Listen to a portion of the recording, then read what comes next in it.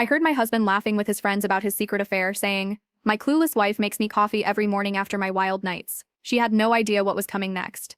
Well, let me tell you everything from the beginning. My name is Emily.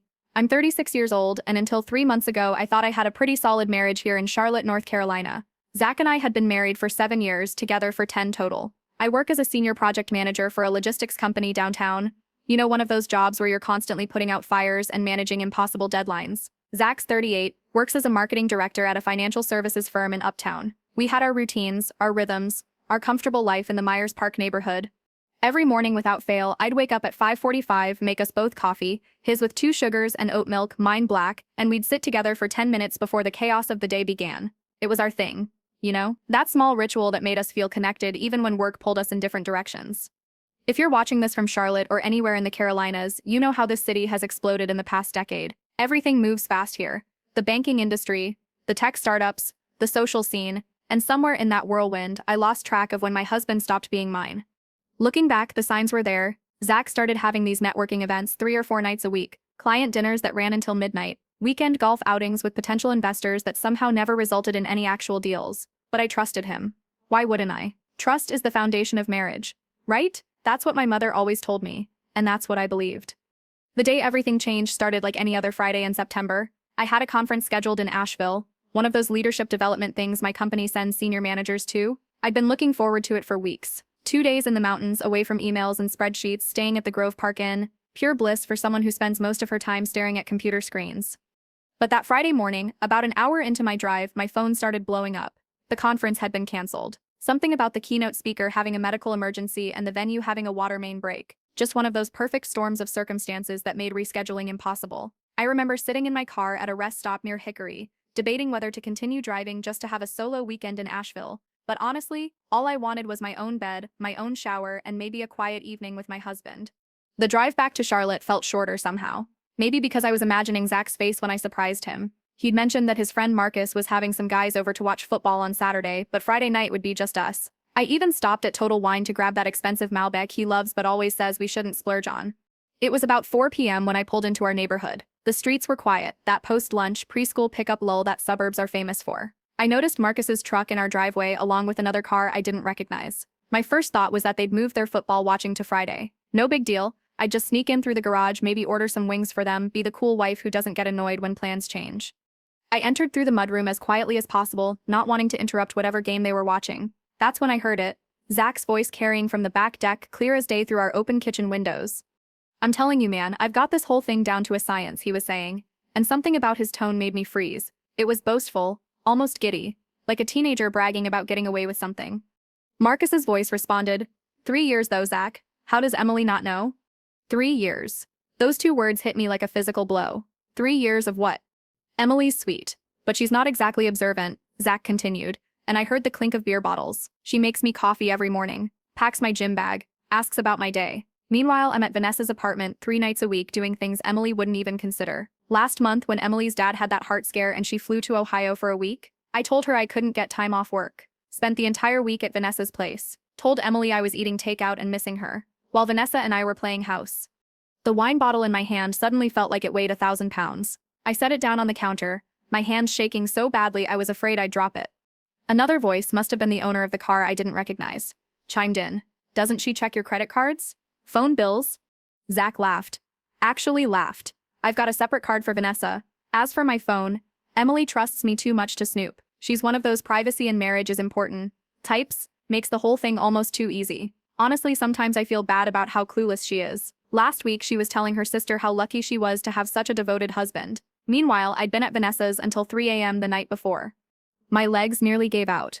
I gripped the counter, forcing myself to stay silent, to keep listening. "The best part," Zach continued, his voice getting louder, more animated. "Vanessa knows about Emily, gets off on it actually. Sometimes when Emily texts me during the day, Vanessa and I read them together and laugh. Emily sent me this sweet message last week about how grateful she was for our marriage, right while Vanessa and I were in bed. The irony was incredible." "That's cold, man," Marcus said, but he was laughing too. "It's not cold, it's practical," Zach replied. "Emily gives me stability. The nice house, the respectable marriage my parents expect. Vanessa gives me excitement, passion, the kind of sex that would make Emily faint if she knew it existed. Why would I give up either? I've got the perfect setup." I stood in my kitchen in the house we'd bought together 5 years ago, surrounded by the life we'd built and felt everything crumble. 10 years. 10 years of my life with a man who was laughing about what a fool I was. 10 years of morning coffees, shared dreams, planned futures. All of it a joke to him. But here's the thing about being underestimated. It gives you an advantage. Zach thought I was sweet, trusting clueless Emily. He was about to learn exactly how wrong he was. I backed away from the kitchen as silently as I'd entered, grabbed the wine bottle and slipped back out through the garage. My hands were steady now, my mind crystal clear. I sat in my car for a moment, then drove to my sister Olivia's house across town. She took one look at my face and didn't ask questions, just pulled me inside and poured me a glass of water. Zach's having an affair, I said simply. 3 years, I just heard him bragging about it to his friends. Olivia's face went through about 6 different emotions before landing on fury. That bastard, what do you need? Your guest room for a while, I said, and time to think. That weekend, while Zach thought I was at my canceled conference, I began my research. It's amazing what you can find when you actually start looking. Our phone bill showed countless calls to one number. Our bank statements, which I'd never scrutinized before, showed patterns I'd been blind to: ATM withdrawals on his client dinner nights, charges at restaurants I'd never been to, hotel bookings in our own city. I found Vanessa on social media within an hour. Vanessa Rodriguez, 28 years old, worked as a pharmaceutical sales rep. Her Instagram was full of carefully cropped photos. A man's hand holding wine. A shadow in her apartment, birthday flowers with no name on the card. I scrolled back 3 years and watched my marriage dissolve in real time through another woman's Instagram feed. Monday morning, I returned home before Zach woke up, made his coffee like always, 2 sugars, oat milk, and kissed him goodbye like nothing had changed. He commented that I looked tired from my conference. I smiled and said the sessions had been intense but enlightening. He had no idea how true that was. I spent the next 3 weeks living a double life that would have impressed even him. Days were for being the perfect wife he thought I was. Nights at Olivia's were for building my case. I hired a divorce attorney, Samantha Blake, who came highly recommended for cases involving adultery. North Carolina is one of the few states where infidelity still matters in divorce proceedings, and Samantha knew exactly how to use that to my advantage. Document everything, she told me during our first meeting. Every receipt, every text, every dinner he claims is for business. Build your case like you're going to war because essentially you are. So I did. I became a forensic accountant of my own marriage, that separate credit card Zach had mentioned. I found it, 3 years of statements hiding in his home office, showing dinners, jewelry, lingerie, even a weekend trip to Miami. I thought he'd taken for business. The total came to nearly $47,000 spent on his affair, money that should have gone to our retirement, our future, the kids we'd talked about having. If you're still watching this, I need you to understand something. This wasn't about revenge at first. It was about truth. But the more I discovered, the more I realized that Zach had been so confident in his deception that he'd gotten sloppy. He deserved what was coming. The opportunity for justice came faster than expected. Zach's company was hosting their annual gala in 3 weeks, a black tie event where he was being honored for landing a major client. He'd been preening about it for months, buying a new tuxedo, practicing his acceptance speech. His parents were flying in from Seattle and his entire professional network would be there. That's when I decided on my timeline. I created a folder, physical and digital, with everything. 3 years of evidence meticulously organized and annotated. Photos of receipts, credit card statements highlighted in yellow, screenshots of Vanessa's social media posts that corresponded with his business trips, even a few photos I'd taken of him coming home at 3 a.m. when he thought I was asleep. But the masterpiece was the audio recording. See, North Carolina is a one-party consent state for recordings. After that first overheard conversation, I bought a small voice recorder and left it in our kitchen during his next guy's night. The things they said when they thought they were alone were even worse than what I'd first heard. Zach detailed his affairs, mocked my trust, and even joked about how he'd convinced me that my suspicions were just anxiety from work stress. 2 days before the gala, I sent packages. One to Vanessa's live-in boyfriend.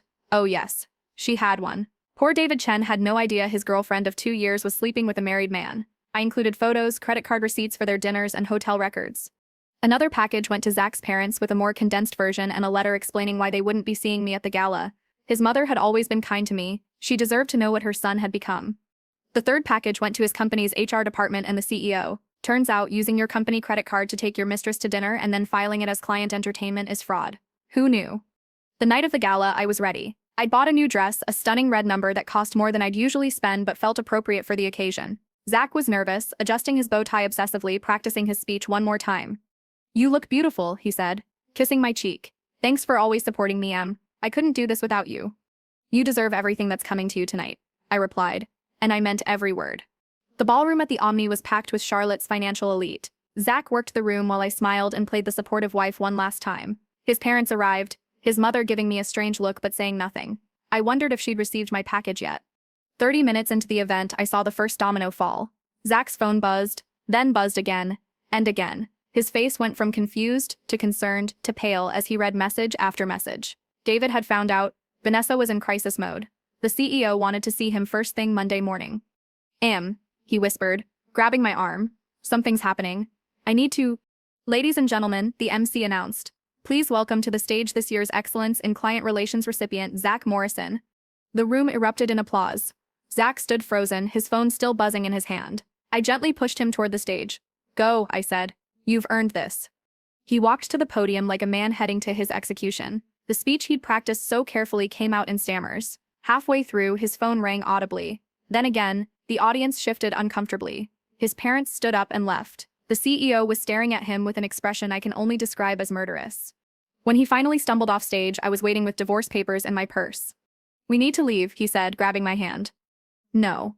I replied calmly. You need to leave. I'll be staying to enjoy the party. The confusion on his face was almost worth the past 3 years of deception. What are you talking about? I handed him the divorce papers right there in the middle of the gala. I know about Vanessa. I know about the $47,000. I know about Miami, the fake business dinners, all of it. Your parents know. Your company knows. David Chen knows. Everyone knows. Zach. The man who'd been so cocky, so sure of his clever deception, crumbled before my eyes. Emily, I can explain. You already did, I said. 3 weeks ago on our deck. I heard everything. How I'm sweet but not observant. How you and Vanessa laugh at my texts. How you have the perfect setup. Tell me, how perfect does it feel now?